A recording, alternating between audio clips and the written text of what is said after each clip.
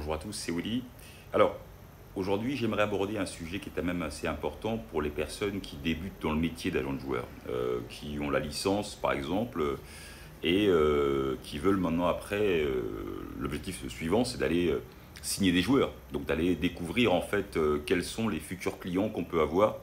Et bien sûr, derrière, il faut avoir des connaissances sur le recrutement, différencier entre un très bon joueur, un joueur moyen et un top player. Généralement, les top players chez les jeunes sont ceux qui vont devenir pros. Je rappelle que dans les centres de formation, c'est peut-être sur une génération, il y a peut-être 2-3 personnes qui signent le contrat pro. Et de contrat pro à jouer en équipe première, il y a aussi un gap qui est très important.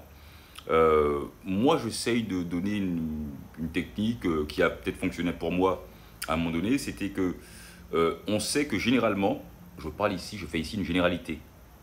Les joueurs les plus talentueux sont appelés en équipe nationale de leur pays. U16, U17, U18, U19, U21, etc.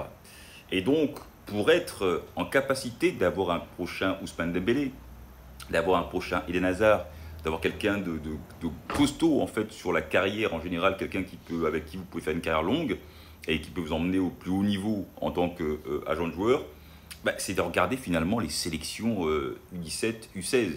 Et pendant les cours, dans le cadre de la préparation à l'examen d'agent de joueur FIFA, on parle beaucoup de la consultation des listes de l'équipe de France, équipe de Belgique, de Suisse, du Luxembourg, du Canada, du Québec, de Côte d'Ivoire, etc., des U16.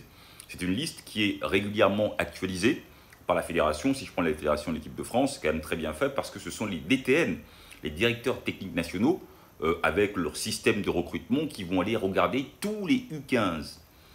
Et ils vont se dire, tiens, ces 23 joueurs-là de cette génération-là sont pour l'instant les meilleurs joueurs, c'est-à-dire ceux qui ont le plus grande qualité technique, naturelle, physique, athlétique, etc.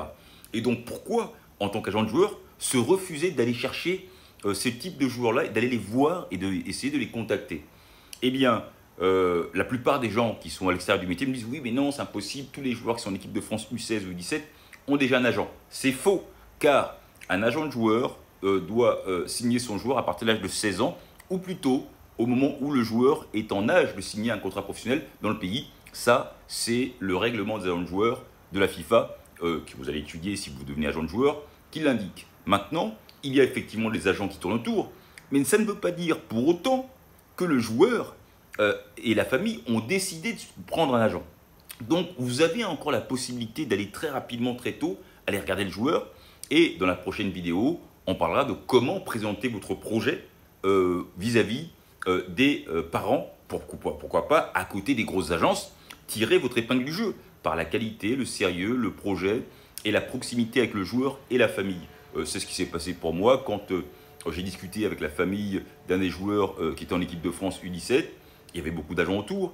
Eh bien, on a créé un lien en fait où, peu importe ce qui se passe, je serai là et il y a un projet très précis pour le joueur. Donc, si vous souhaitez commencer dans le métier, je vous conseille, peu importe le pays où vous êtes, d'aller consulter les listes des équipes nationales U16, U17. Voilà, à bientôt. Et pour ceux qui souhaitent devenir agent de joueur de football FIFA, nous sommes déjà actuellement en préparation pour l'examen d'agent de joueur FIFA 2026. A tout de suite.